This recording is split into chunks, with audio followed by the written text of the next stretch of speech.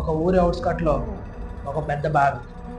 ఆ బావి దగ్గరికి వెళ్ళడానికి ఆ ఊరి జనం మొత్తం భయపడతారు. అంతలా భయపెట్టేది అక్కడ ఏముంది, అసలు ఆ బావి దగ్గర ఏం జరిగింది, ఈ బావి గురించి చాలా కథలు ఉన్నాయి. సో నేను ఈరోజు మీకు ఈ బావి దగ్గర జరిగిన ఒక రియల్ లైఫ్ ఇన్సిడెంట్ని షేర్ చేసుకోవాలనుకుంటున్నాను.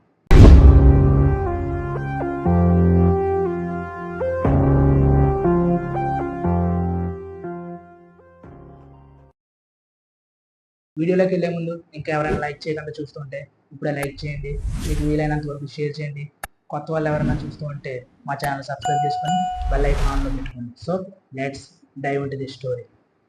ఈ స్టోరీని మనకి సాత్విక్ వాళ్ళ ఫ్రెండ్ అయిన ప్రదీప్ చెప్పడం జరిగింది. సేమ్ పేర్లు వాడడం వల్ల ఏమైనా ఎఫెక్ట్ ఉండొచ్చు కాబట్టి మేము పేర్లు మార్చడం జరిగింది. So let's enter into the story. ఆ రోజు ఈవినింగ్ 4:30 to 5 మధ్యలో ప్రదీప్ వాళ్ళ అక్క ప్రియా అక్కడ వాళ్ళ పొలంలో పనిచేసే వాళ్ళకి కాఫీ ఇవ్వడం కోసం ఆ బావి గుండా వెళ్ళింది. ఆ టైంలో అక్క హెడ్ బాత్ చేసిందని చెప్పి ప్రదీప్ మనతో చెప్పాడు. సో తను యూజువల్గానే వెళ్ళి యూజువల్గానే వచ్చింది. బట్ ఆ రోజు నైట్ ఎవ్రీడే నైట్లా జరగలేదు. ఆ రోజు మిడ్ నైట్ 3 AM ప్రియా వాళ్ళ నానమ్మ గడప బయట నుంచొని ప్రియాని పిలిచింది. నానమ్మ పిలుపులకు లేచిన ప్రియ ఏంటి అని అడగ్గా, నీతో మాట్లాడే పని ఉంది, ఎవరికి వినిపించకుండా నీ పట్టీలు తీసి బయటికి రా అని పిలిచింది. సరే నానమ్మ పిలుస్తుంది కదా అని చెప్పి తన పట్టీలు తీసి ప్రియ నానమ్మ వెనకాల వెళ్ళింది. అది జరిగిన కాసేపటికి ప్రదీప్ వాళ్ళ తాతగారికి ఒక షుగర్ పేషెంట్ అవడం వల్ల తన డైలీ కార్యక్రమాలు లైక్ వాటర్ తాగడం, అప్పుడప్పుడు వాష్రూమ్కి వెళ్ళడం, ఆ టైంలో ఉండడం వల్ల అలా అవి కంప్లీట్ చేసుకొని బయట వస్తూ ఉండగా అటుగా వెళ్తున్న ఒక బైక్ లైట్ అక్కడ వీధి చివరున్న మరి చెట్టు దగ్గర పడ్డది. ఆ టైంలో అక్కడ ఎవరో ఒక అమ్మాయి పడి ఉండడం చూసి ఎవరబ్బా అని చెప్పి అక్కడికి వెళ్ళి చూడగా అక్కడ ఉంది మరి ఎవరో కాదు, ప్రియా. ప్రియా ఏంటి ఇక్కడుంది అని ఆలోచించి సర్లే ఏదైతే అయింది ముందు తన లోపల తీసుకెళ్ళని చెప్పి తనని తీసుకొచ్చి లోపల పడుకోబెట్టి తాతగారు కూడా పడుకున్నారు. మార్నింగ్ అవగానే ఫ్యామిలీ మెంబర్స్ అందరూ కలిపి ప్రియాని అడిగారు, ప్రియా అసలు నైట్ నువ్వు అక్కడ మరిచెట్టు దగ్గర ఏం చేస్తున్నావు అడిగితే, నాకేం తెలుసు, నాకేం తెలీదు, నానమ్మ నన్ను బయటికి తీసుకెళ్ళింది, బయటికి వెళ్ళిన తర్వాత నాకేం గుర్తులేదు అన్నది. అప్పుడు నానమ్మ నేను ఎక్కడ తీసుకెళ్ళాను, నేను లెగ్సిందే 7:30కి అన్నది. తాతగారు కూడా అవునమ్మా నేను లెగ్సి 3 టైంకి నేను లెగ్సినప్పుడు నానమ్మ పడుకుని ఉంది అన్నారు. ఆ మాటకి ఫ్యామిలీ మెంబర్స్ అందరూ షాక్ అయ్యారు. సడన్గా ఏమైందో తెలియదు కానీ ప్రియా యొక్క టెంపరేచర్ పెరగడం మొదలైంది. అలా హై ఫీవర్తో ప్రియా 1 వీక్ పాటు బెడ్ రెస్ట్లో ఉండిపోయింది.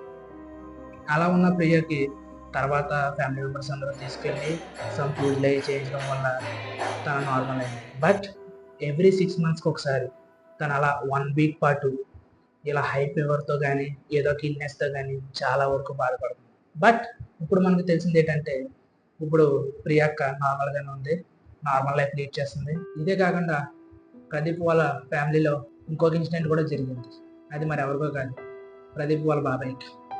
అదేంటంటే ప్రదీప్ వాళ్ళ బాబాయ్ ఒక మ్యాథ్స్ టీచర్. ఆయన స్కూల్లోనే కాకుండా పిల్లలకు కూడా విడిగా ట్యూషన్ చెప్పేవాడు. అయితే 2012 అది 10th పబ్లిక్ ఎగ్జామ్స్. ఆ టైంలో 10th స్టూడెంట్స్ కోసం ఆయన ఇంకా స్పెషల్గా ట్యూషన్ చెప్పేవాడు. Daily 2 times, morning and evening. Morning ఒక 3 hours, ఈవినింగ్ ఒక 3 hours ట్యూషన్ చెప్పేవాడు. అయితే once not a fine day ఆయన వాళ్ళకి ఈవినింగ్ టైం పిల్లలకి ట్యూషన్ చెప్తూ అలా లేట్ అయిపోయింది. వాళ్ళకి ప్రాబ్లమ్స్ అన్ని సాల్వ్ చేసే టైంకి 10 అయిందంట నియర్లీ. ఆ టైంలో ఆయన ఇంటికి లేట్ అయిపోతుంది అని చెప్పి ఆ బావి ఉన్న వైపు షార్ట్ కట్ అని చెప్పి అటు నుండి వెళ్దాం అనుకున్నాను. సో ఆయన అటు నుండిగా వెళ్తుండగా ఆ బావి వైపు చూసి, నువ్వు చస్తే చచ్చావు, మాకెందుకు ఎంత బాధ పెడుతున్నావు అనే బాధతో అటు చెప్పేసి ఒక 2 అడుగులు వెదరకు వేయగానే ఆయనకి ఎదురుకుండా ఒక వైట్ మిస్ట్ లాంటి ఆకారం, ఒక 5 feet ఉన్న ఒక ఆకారం ఆయన ముందుకు వచ్చింది. సడన్గా ఆయన మెడ పట్టుకొని పైకి లేపగా బాబాయ్ సడన్గా స్లీప్ పెరాసిస్కి వెళ్ళిపోయారు. ఆయన అరవలేకపోతున్నారు, చేతులు కదపలేకపోతున్నారు, ఏం చేయాలో ఆయనకు అర్థం కావట్లేదు. అలాంటి టైంలో బాబాయ్ ఇంకొక 2 సెకండ్స్ అలాగే ఉంటే చనిపోతారన్న టైంలో ఆ మిస్ట్ స్థిరంగా మాయమైపోయింది.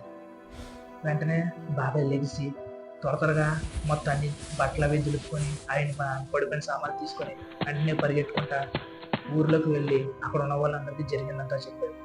అప్పటి నుండి ఆ బావి ఉన్న సైడ్ అందరూ ఓడడం మానేశారు. అసలు ఆ బావి దగ్గర ఏం జరిగింది? అది 2008. ఒక బాగా చదివే అమ్మాయి, చదివంటే ఎంతో ఇష్టపడే ఒక అమ్మాయి, తను ఇంటర్ ఎగ్జామ్స్ రాసి రిజల్ట్స్ కోసం చూస్తుంది. రిజల్ట్స్ వచ్చే రోజు రాని వచ్చింది. బట్ సడన్గా వాళ్ళ ఇంట్లో వాళ్ళ మదర్ అండ్ ఫాదర్ గొడవాడుకోవడం మొదలుపెట్టారు. అయినా సరే వీళ్ళు ఎలా గొడవాడుకుంటున్నారు, బట్ నా ఇంటర్ రిజల్ట్స్ వస్తున్నాయి ఈరోజు, నాకు మంచి ర్యాంక్ వస్తుంది అని ఎన్నో ఆశలతో చూస్తున్న ఆ ఆడపిల్లకి ఆశలన్నీ నిరాశలు అయ్యాయి. ఎందుకంటే తను ఇంటర్ ఫెయిల్ అయింది. ఆ ఇంటర్ ఫెయిల్ అవ్వడం అనేది తను తీసుకోలేకపోయింది. నేను ఎంతో బాగా చదువుతాను, నాకెందుకు ఇలా జరిగింది అని చాలా డిప్రెస్ అయ్యింది. ఇంట్లో వాళ్ళతో షేర్ చేసుకుందామంటే మదర్ అండ్ ఫాదర్ ఇద్దరు గొడవల్లో ఉన్నారు. వాళ్ళకి చెప్దామన్నా వాళ్ళు పట్టించుకోలేదు. ఇంకా ఏం చేయాలో తెలియక తను సూసైడ్ నిర్ణయించుకుంది. వెళ్ళి ఆ బావిలోకి సూసైడ్ చేసుకుంది. అమ్మాయి కనబడపోయేసరికి మదర్ వాళ్ళ ఫాదర్ వాళ్ళ రిలేటివ్స్ ఇంటికి వెళ్ళింది అని మదర్ అనుకుంది. మదర్ వాళ్ళ రిలేటివ్స్ ఇంటికి వెళ్ళిందేమో అని ఫాదర్ అనుకున్నారు. ఆ నెక్స్ట్ డే ఆ బావి దగ్గర వాటర్ తీసుకుందామని ఒక ఆంటీ వచ్చి నీళ్ళు తోడుతుండగా సడన్గా బకెట్ అనేది ఆ నీళ్ళలో పడిపోయింది. అయ్యో బకెట్ పడిపోయిందని ఇలా తొంగి చూడగా అందులో తన డెడ్ బాడీ ఉంది. అది గ్రామంలో ఉన్న వాళ్ళందరికీ ఇన్ఫార్మ్ చేయగా ఆ బాడీని బయటకు తీశారు. అప్పటి నుంచి వాళ్ళ మదర్ చాలా సిక్ అయిపోయారు. ఎలా అయిపోయారంటే ఒక చచ్చిన శవం లాగా, ఇటు బతకలేరు అటు చావలేరు అన్నట్టుగా ఒక నార్మల్ స్థితికి వెళ్ళిపోయారు. ఇంకా హాస్పిటల్లో ఉన్నారు. అండ్ వాళ్ళ ఫాదర్ వచ్చేసి ఇదంతా నా వల్లే జరిగింది అన్న గిల్టీ ఫీలింగ్తో ఆయన మెంటలీ డిస్టర్బ్ అయిపోయారు. ఒక పిచ్చివారిలా మారిపోయారు. ఇప్పటికీ ఆయన ఇంకా అలాగే ఉన్నారు. ఇది జరిగి ఎన్ని సంవత్సరాలు అవుతున్నా ఇంకా ఆ బావి దగ్గరికి వెళ్ళడానికి అక్కడ ఉన్న వాళ్ళందరూ భయపడుతున్నారు. ఇంకా ఫైనల్గా చెప్పొచ్చేది ఏంటంటే guys, failure is a step of success, not a suicide. Thank you guys.